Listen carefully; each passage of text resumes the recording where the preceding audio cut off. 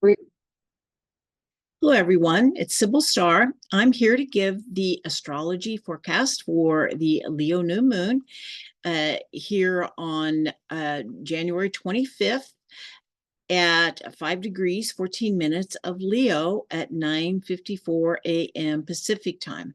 I was given a title for this video, and it is called The Healing Power of Love.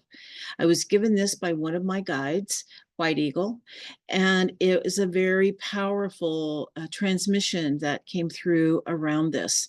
So anyway, let us begin. So we know at the full moon, every full moon, it comes around, once a month, every month. And at that time, we have heightened emotions. The moon represents our emotions. It actually rules our emotions. We're much more emotional at the full moon. Anybody who works in any type of service field can tell you that for sure. It affects the tides, it affects the animals. They say Mother Earth herself rises 6 inches to meet the full moon. And they do say that the interior of the moon is water. So it's a very emotional time. Now, and like I said, let us first look at the chart of the full moon. That's what we're going to look at. All right. Okay, so here we are. So we have the full moon at down here at 5 degrees of Leo, 14 minutes. It's opposite the sun here at 5 degrees of Aquarius, 14 minutes. And we know at the full moon, is when we need to integrate both signs. Okay, it is the integration axis. And the sun is conjunct Pluto, and that is a big one. We're going to talk about that a lot. And this full moon is also in a square to, here's the full moon, and it squares Jupiter here at 6 degrees of Taurus. The moon also is in what is called an inconjunct to Saturn here. Saturn here is at 5 degrees of Pisces. And an inconjunct is when you have two energies that don't really mix. It's like mixing oil and water. They just don't really mix very well, and yet they have to be mixed, because maybe you have to put it in a blender or something. But anyway, it's an energy that is there. They need to work together, even though they're very dissimilar. Now, the other aspect we're going to talk about is this Mars Mercury conjunction here at 15 degrees of Capricorn. And it is in a trine here to Uranus, which is the ruler of the Aquarian sun.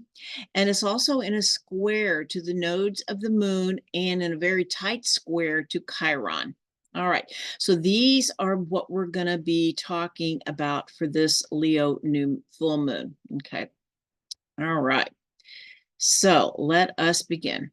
So anyway, the sign Leo is ruled by the sun, and Leo is really all about that divine light that lives within each of us, the divine spark.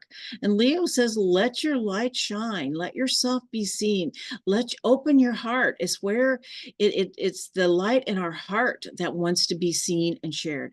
A Leo moon energy is very loving, it's warm-hearted, generous, joyful, and creative. The Leo full moon really activates the inner child within all of us, the inner child who needs to be seen and recognized for who we are. And at this time, the Leo new moon says play and creativity are soul food. Remember the sacredness of play, especially in difficult times. The vibration of joy and laughter raises the vibration. So even when things are difficult, it's important to find something to laugh at and something to make you laugh and to bring a piece of joy into your life, whether it's your pets, your children, your art, something that lights that fire within. And physically, Leo rules the heart. And so it is a very heart-centered sign. Leo is also the archetype of the king and the queen, or the leader. So it's also about being aligned with your inner truth. Leo, in medical astrology, Leo also rules the backbone, rules the heart and the backbone. And we certainly need leadership with some backbone. So anyway, the shadow of Leo is attention seeking, needing to be the center of attention. And so it's really important to be aware of when that inner child steps out and needs some attention, and how can someone get the attention that they need without stepping into the shadow aspect. And it's also about playing to the crowd to receive love. We know how actors are. They put on they put on a different face and to present themselves to others, to be loved. And so Leos can do that in their own lives. They can so it's giving people what they want, not necessarily who they are. All right, so the Leo Aquarius axis, as we talked about, you know, the sun is in Aquarius. And so at the full moon, it's actually the integration of both signs are necessary. And to me, the Leo Aquarius axis really speaks to the term Namaste, because Leo is very much about the divine light that lives in each of us. And Aquarius is about how we carry that light out into the world and recognize the light of others. So it is the divine light in me recognizes and honors the divine light in you. And Aquarius is also about honoring our own uniqueness and to not lose ourselves in the crowd. The age of Aquarius is coming, is well, actually, we have 1 foot in it. And this is about the remembering of this light within and this ascension process. They say that, or this is a teaching that I've recently heard that just really resonated with me a lot. And it said that we're in an 11,000 year cycle of forgetting and a 2,000 cycle year of remembering who we are and awakening into this higher consciousness. And because this is the time we travel through the photon belt in this 2,000 year cycle. And that happens in the age of Aquarius and the age of Leo. Okay. And I just also read that they say that the Kali Yuga cycle just ended in January, just about a week ago. And that cycle says that as we leave the Kali Yuga, which is the Iron Age, we then head into the Bronze Age, and I don't remember that name, and that we will gradually return to the Golden Age. But my understanding is going through this photon belt is that there is a sudden awakening in humanity. And that is when we make the shift, that we don't, it's not a slow process. And this is where I believe we are. And, you know, our Star Nation relatives came in the last age of Leo, 11,000 years ago. They came to Egypt after the great cataclysms. You know, it is said that Egypt did not gradually evolve, but appeared suddenly. They can't find like the archaeology to show the gradual creation of Egypt. It just showed up. And so this, you know, some believe that it was higher dimensional beings, higher dimensional humans from Atlantis with assistance from their Star Nation relatives who came after the great cataclysms that happened. And there is there is evidence of these great cataclysms. The Great Flood was real, and that much of Mother Earth was destroyed at that time. All right. And it's also the same with Sumeria and other evolved societies at that time. I believe that we do not need to have these cataclysms, that we can awaken, that we will awaken, but they are certainly a possibility if we don't awaken. Okay. All right. So we're moving. So at this Leo full moon, where the sun is conjunct Pluto in Aquarius. And Pluto in Aquarius, to me, is very much about a paradigm shift, that we are living now at the intersection of 2 dimensions, a 3D and a 5D reality intersection that is happening in our world and in us. And as we move more and more into a 5th dimensional reality, it is based on love and a remembrance of our true selves and a much higher frequency. We are birthing the new earth from our hearts. And Pluto is a soul healer. So let's put it this way. If we're birthing a new world from our hearts. Our hearts need healing to be able to hold that frequency of love and give birth to this new reality. And Pluto to me is a soul healer. And Pluto says we've got to feel it to heal it. And to remember that love heals everything. I think I've shared, I had that experience one day in the woods where the mother came to me and I was saying to her, what can we do to heal our world? There's so much suffering. And she just came right back and said, open your heart to love. Love heals everything. And to share this message. And I feel like that is where we are. We also, the other piece is that we have to let love in.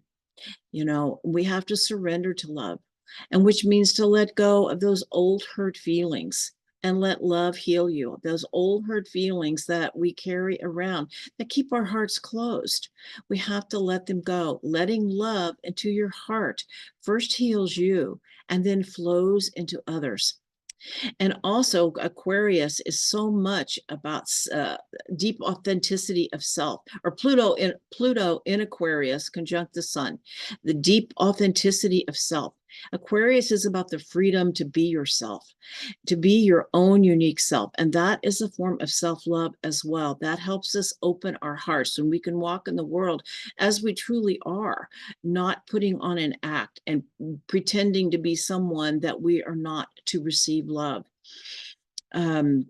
They say Aquarius, one of the teachings asks us, how much you've sacrificed at the altar of approval of others. Well, I believe with Pluto transiting through Aquarius, that's going to fall away. And this is really about expressing the deepest aspects of yourself.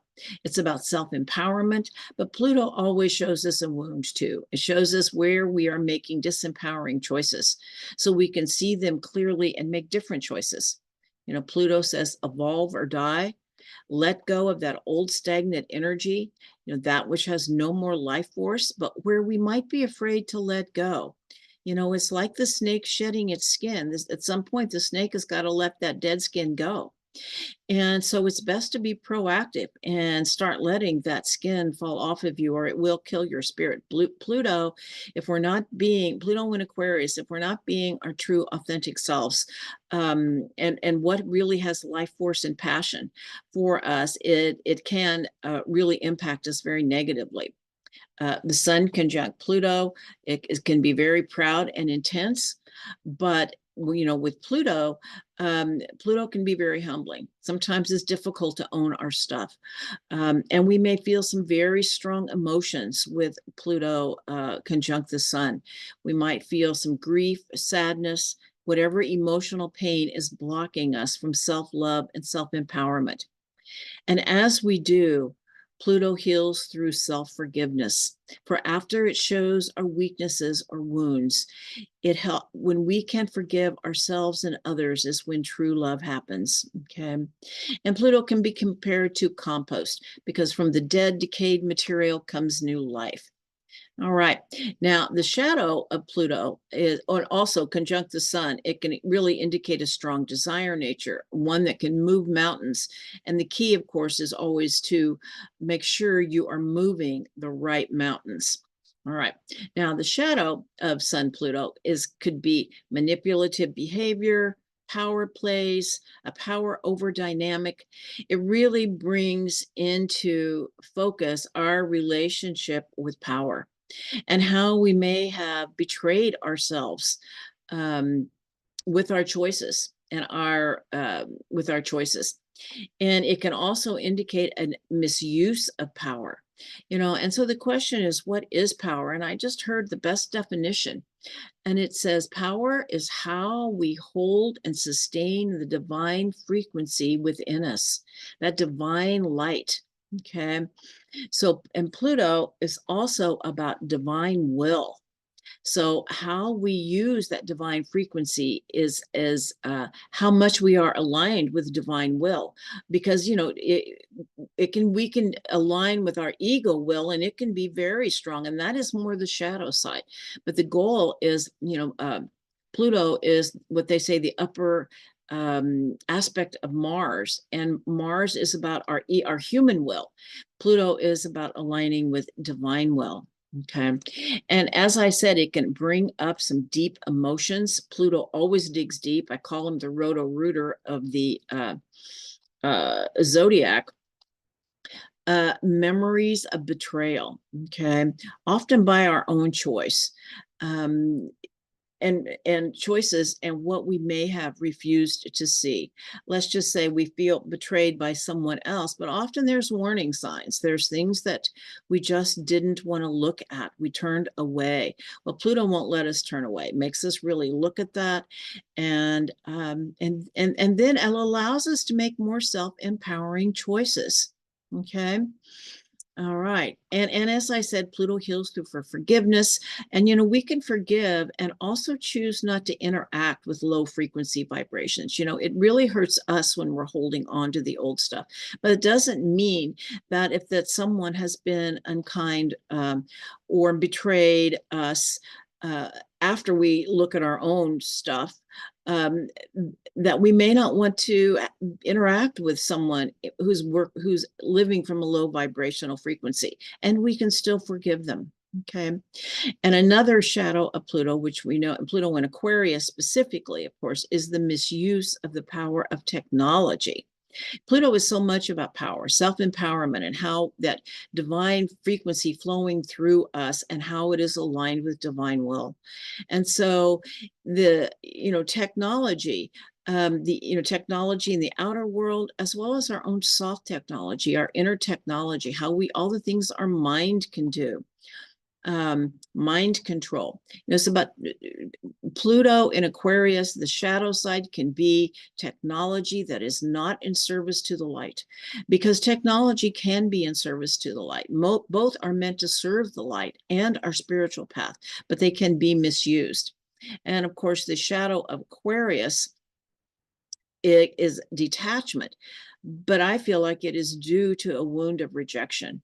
Aquarius carries the energy of the outsider.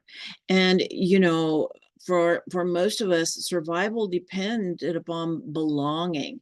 And so, of course, there is that need for approval.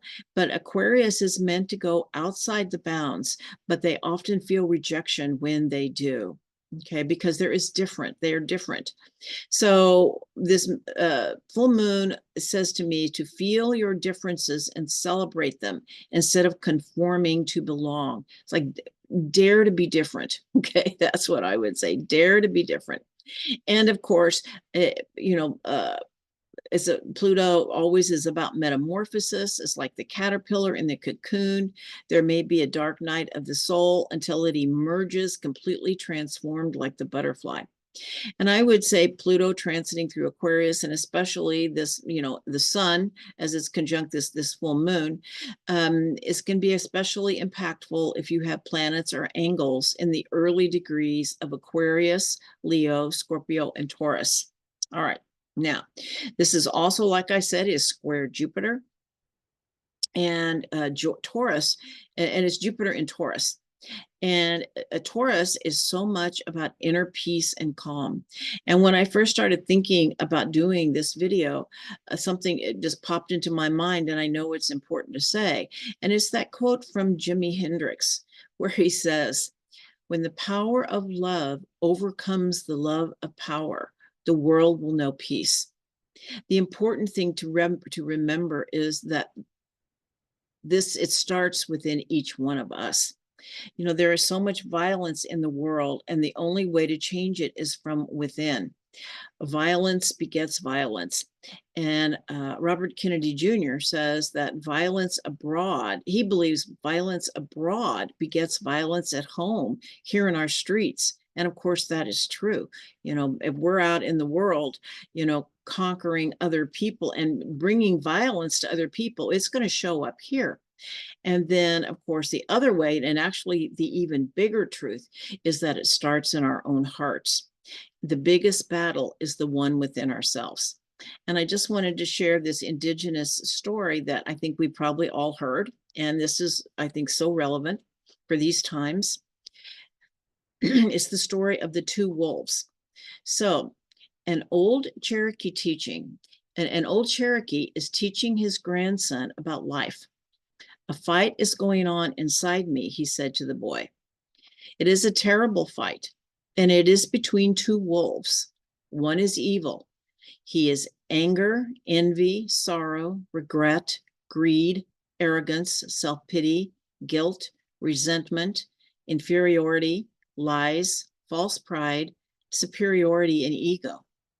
He continued, the other is good.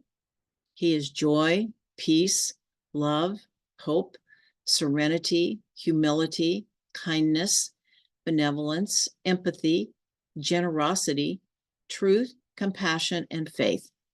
The same fight is going on inside you and inside every other person too.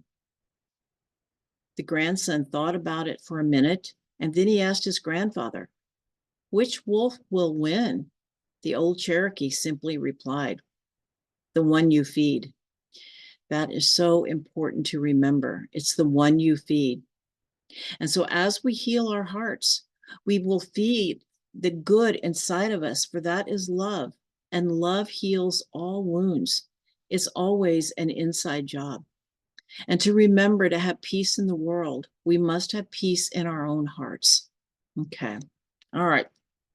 Now, and just one more thing here about that is that the sun is in, I think I'm going to come back to this. I'm the sun in aspect to Saturn, but because I want to go into the really big teaching as well. The teaching I feel is this Mercury conjunct Mars in Capricorn, trine Uranus and square the nodes in Chiron. So Mercury and Mars can bring aggressive words because, Mercury is the mind and communication, and Mars is the warrior. So this aspect, and it's at around 15 degrees of Capricorn. It can bring aggressive words, violent rhetoric. We are being bombarded with violent messages, which is divisive and can instigate violent feelings, whether we act on them or not. And I would just say, don't watch the news. It is meant to incite you. Okay. But the positive aspect is Mercury and Mars together tells us to walk our talk and have the courage to speak our truth. Capricorn asks for responsibility and maturity, reminding us that we reap what we sow. It asks us to be responsible for our words, knowing that words create and our actions often flow from our words. So it's about being responsible for our words and our actions, knowing that they create and what we are creating in the field. And this also conjunct a really powerful star. And this star is called Vega. It's one of the most powerful stars in our night sky. It has tremendous magic, enchantment, and just simple power. And it's the star Vega in the Lyra constellation. And they say that from Vega came the schools of what we call Vegan mysticism, which are inner spiritual practices that align us with the divine, our higher self. It helps us develop our inner spiritual powers, such as meditation and the different techniques that help us do that. As we were talking about our soft technology and the things that our consciousness can actually do. Okay. But it also has another meaning, and it is, I've just recently learned this body of information. This Vega is also called a dragon star. And it is a star that initiates us into the right use of power. If you have this star in your chart prominent, it could mean that part of this lifetime is about an initiation into power. It's like the ring of power. If you were given the ring of power, how would you use it? How would you hold and sustain the divine frequency within you? And dragons are the guardians of divine will, as we talked about Pluto being aligned with divine will. So, how are you aligned with the divine will? For that is where the real power is. There is a surrendering piece to divine will. Okay. And it is about learning how to use your words and actions maturely as a point of power. All right. Now, it's also square the nodes. and the nodes and Chiron. And so whenever the nodes are involved, destiny is involved. And so the Aries Libra axis is about balance between self and other, and ultimately about the integration of polarity within each of us. Once again, it is that integration of light and dark within ourselves, like the two wolves. Okay. It first shows up as the polarity within our world. And until we can recognize that the dark lives within ourselves, it is projected outward. It's very, the energy is very divisive right now. So it is so important to not participate in it by taking sides. When we take sides, we're projecting. Okay. And Chiron in Aries is a wound around self-determination and the right to be who you are, setting boundaries and saying no. And we can do that from a place of inner calm. It's part of our self-mastery teachings. The shadow is the projection of our wound onto others, and asking us how to find that place of standing up for ourselves and others, but coming from a place of inner peace and knowing the strength of our position. When anger leads, that's all people hear. So it is asking us to confront our dragons around anger and how we communicate with anger and how we can use our anger in a misuse of power. Okay, we've got that ring of power is showing up again. Okay. And so what are you putting into the field through your communication and your actions? And I want to share just something that I saw on social media that was so disturbing to me. And this is not a political statement. This is a recognizing of how some energy is being used. And there was a group that I saw posting, friends of mine actually were posting things from this group called Trump haters.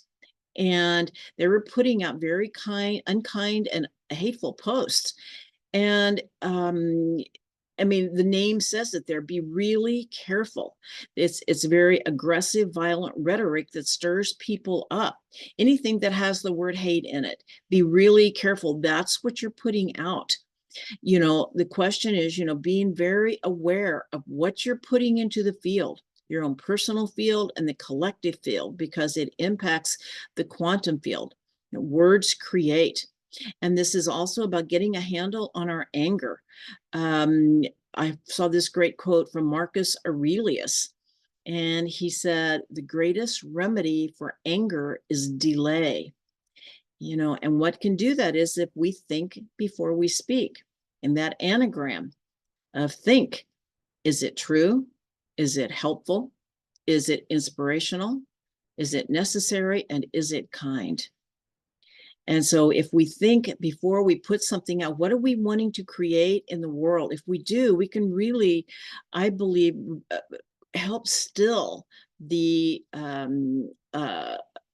chaos that is. I mean, the chaos is going to be happening, but we don't have to be in a place of anger and violence and violent rhetoric. We are on the verge of World War III in many ways. Do we really want to add to that energy and stir the pot? Be really careful what we're putting in the field. We need to be the peace in the world that we want to see. And in this case, it starts with our words, thoughts, and actions, or our thoughts, words, and actions. Okay. All right. That it's all up to us. Okay.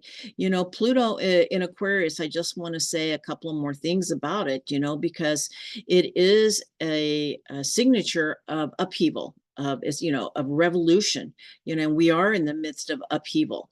Some say we are on the cusp of a revolution and civil war.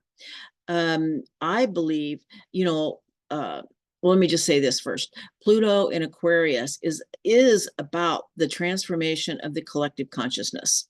And the last time Pluto was in Aquarius, we know, was in the late 1700s during the American and French revolutions, when it was a real paradigm shift.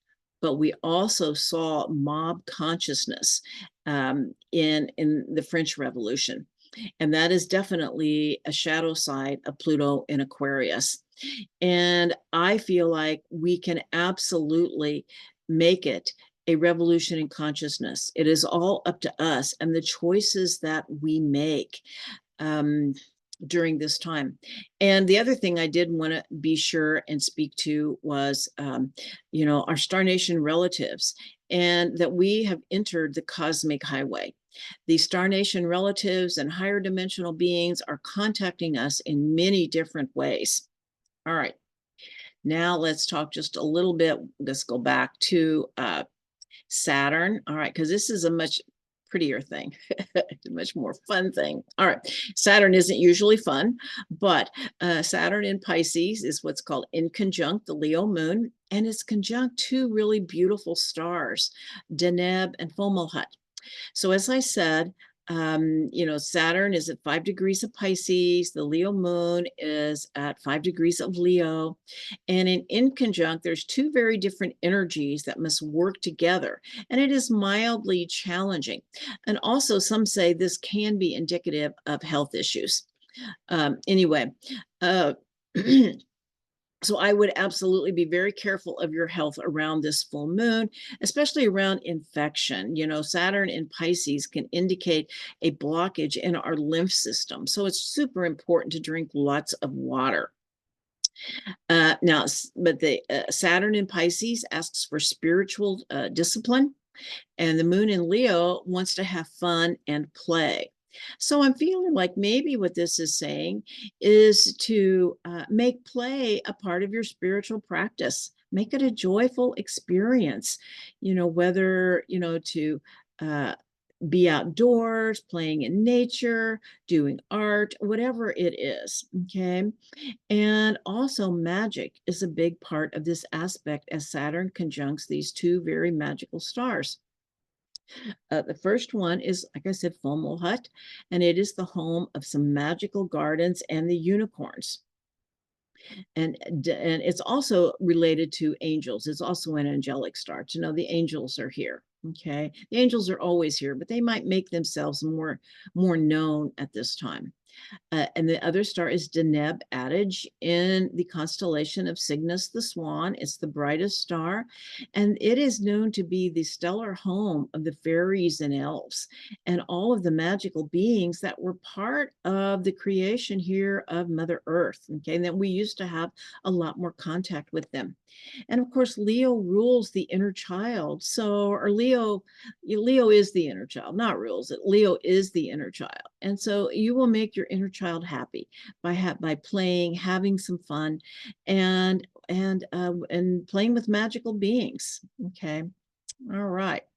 So then I just wanted to bring up a few things that are happening the rest until I stopped doing my Moonday morning astrology. So I did want to just speak to a couple of astrological events that are happening between now and the next new moon, which is on February 9th.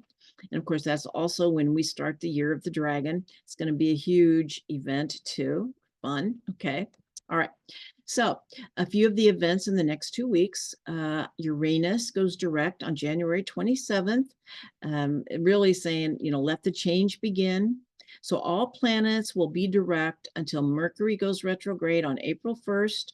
And then Pluto will go retrograde on May 2nd. It's the first outer planet to go retrograde. So we've got a couple of months here of all planets direct. Venus is in Capricorn. And we might find that we have more maturity and commitment in our relationships, and we may be asked to take a serious look at our finances. Mercury enters Aquarius on February 4th. That asks us to think outside the box. And some believe that Mercury in Aquarius is actually the exaltation of Mercury because he really likes to be here. All right, now just a couple of fixed stars that are happening that are also being aspected, and these are the fixed stars that Pluto is activating now and actually throughout the year. So I'll be talking about them a lot. The first are the stars of Aquila, and Aquila, of course, is the eagle. It is the eagle constellation, and its brightest star is Altair, and there's other stars as well. but Altair is the one I'm going to be talking about. And even though it's not exact, it's not going to be exact for quite a few more months, but it's starting to move towards that. It's in the range of activation. And so Altair brings boldness and courage, and it is hearing the celestial call of leadership. My understanding is that when Altair is activated, many who came for this time, who are leaders in the revolution of consciousness, are being asked to step up. A lot of people are being asked to step up, and it's either with certain teachings or just by being themselves, having the open heart. It's about raising the collective consciousness. And I would just simply ask, I think Altair asks, how do I serve the light? Okay. And also, I have shared that the ascended master white eagle has come into my life super strong and through a dream, and he's contacting many of us right now, and he is known as the peacemaker, and we need peace. He really teaches about how to have peace in your heart so that we can have peace in the world. And NASA says they have been receiving messages from Altair. So I think kind of there's a lot of synchronicity there. All right. Now, another star that is activated right now is called Alpha Sagittae. This is what's called a dolphin star. This is the dolphin healers. This comes from a body of work that I've just recently become familiar with, and I really am enjoying it. And they have some stories, and this is one of them, is that there are dolphin healers uh, in the celestial realms who help those who have died in trauma cross the astral field to the light in between lives. Okay. And we know now there are so many that are dying suddenly by violence, war, and natural disasters. And, Pluto in Aquarius can also indicate, that there's a death and rebirth of the people. It's not only the power of the people, but, Pluto is the power, but is the death and rebirth. So I think there's the potential for a lot of people to be crossing over, but these dolphin healers are there to help them. And to know that there's another star called Albiro, who is another star of Cygnus the Swan, which is also connected to the fairies and elves who helped create our natural world. And so I just want to close with as our frequency changes, our new world will emerge. And to know that this new earth will emerge through our hearts. That's why it's so important to open our hearts to love. And I want to just share this little short excerpt from a meditation from White Eagle. He says, if you train yourselves to think in terms of love every moment of life, you will find that unconsciously and almost imperceptibly, a beautiful healing will take place in your life. There are many methods of healing, but only one true source from which all healing flows, and this source is divine love, the foundation of all life. As they say, secretly, the universe is made of love. All right. Well, wishing you all a wonderful month, and many blessings for the upcoming month. And if you're interested in a reading, my information will be in the description box. All right, so many blessings to all, and namaste.